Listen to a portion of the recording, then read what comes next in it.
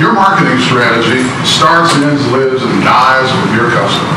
Well, finding a message that really resonates with your customer requires you to know your customer. Customers don't particularly care what you want to sell them. Customers care about what they want or need to buy.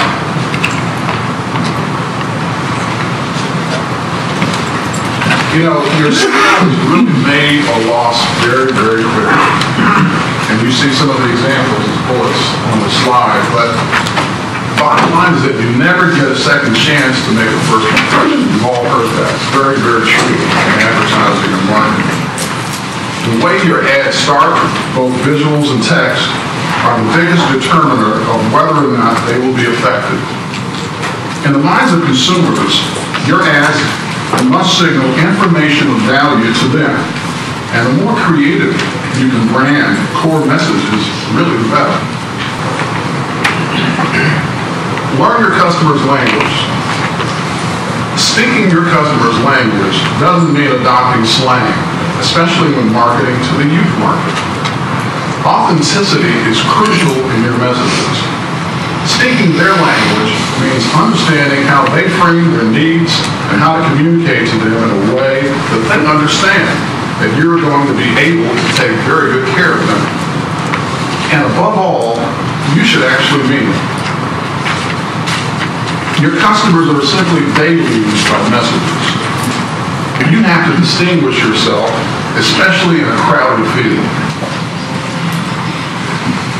Simply put, find a need and fill it doesn't really tell the whole story. Marketing is largely about perception.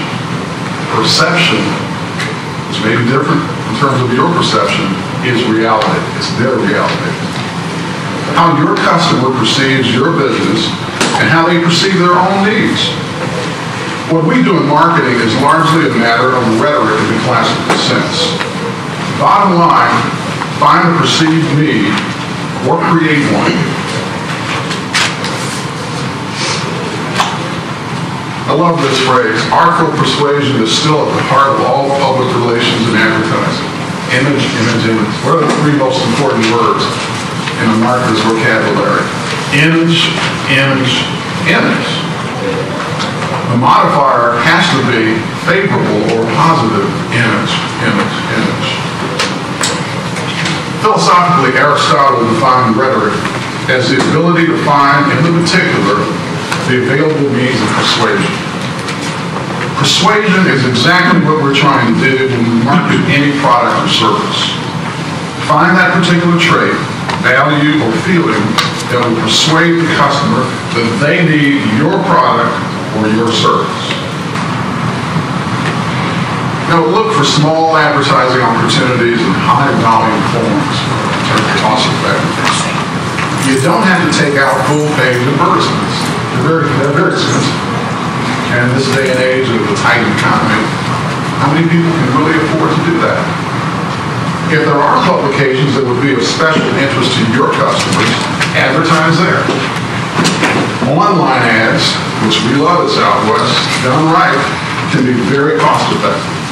And they drive business to both online and brick-and-mortar businesses. They work. Now, there's several crucial reasons to advertise in tough economic times. And people now will tell you, we all have been victimized by this, and we can't afford to advertise. So what's the first thing businesses do? They cut marketing, they cut advertising. And when they do that, what do they invariably do? They cut their throats. That's the wrong thing to do. Here's the right thing to do in tough economic times. One, you're open. It seems silly to have to say it, but just because you open your doors every day, every morning, doesn't really mean that people are going to know about you. You have to tell people you're there before they know to come in. Mindshare or opportunity. Well, again, it sounds almost like a truism, but when the economy is down, as it is now, and will be for the foreseeable future, there's less consumer spending. how are you going to make sure you attract enough of that consumer dollar to keep your business afloat? If you aren't advertising, you can almost guarantee your competition will.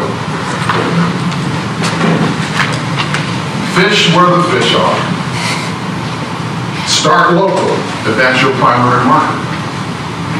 Whether online or traditional, target your advertising to where your customer base most likely is. Another of my favorite words, credibility. Can't beat it. At the risk of sounding elitist, advertise in the best quality publications you can afford, both online and offline.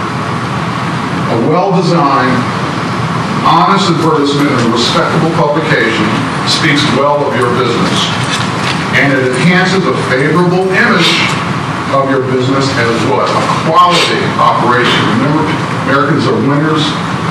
Success breeds success. Failure breeds failure. If you're perceived by the consumer as a quality business or operation, that's all that matters. You will be successful even if you don't perceive it. It's what your customer perceives.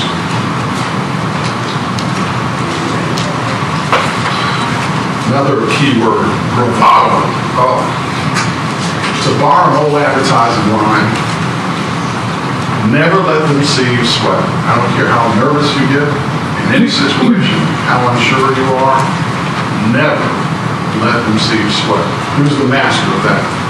And I'm not political, but it's Barack Obama. He's always smiling. Amidst the sea of what? Stress. Never let them see you sweat. Advertising in a tough economy tells your customer what? That you're confident enough to spend a little to do what? To get their business. People like winners. They like confident people. If you are not perceived as confident, you're perceived as what? Weak. If you're perceived of as weak, you're obsolescent. If you're obsolete to the consumer or customer, you're dead. It's as simple as that. Convert wants into needs. They've got wants. Convert. How do you do that? Well, when the going gets rough, again, consumers buy what they need, not what they want. That's what we're experiencing now in retail, especially. Big ticket items. Automobile industry, car sales, real estate, home buyers, lending, commercial lending, banks. You have to make the customer need to buy your product or willing to buy the product from you.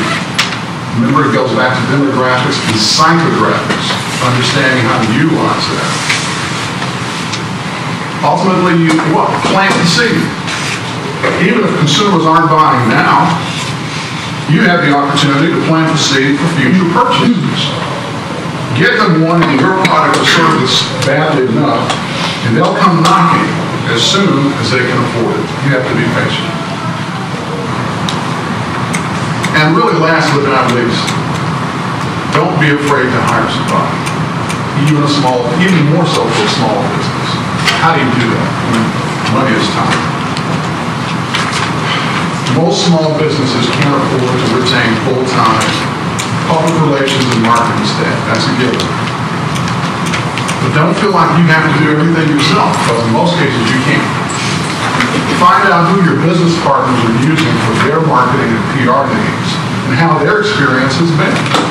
This is another arena where there are lots of very talented local shops and freelancers who can provide you with excellent service, often on a retainer or a la carte consulting basis.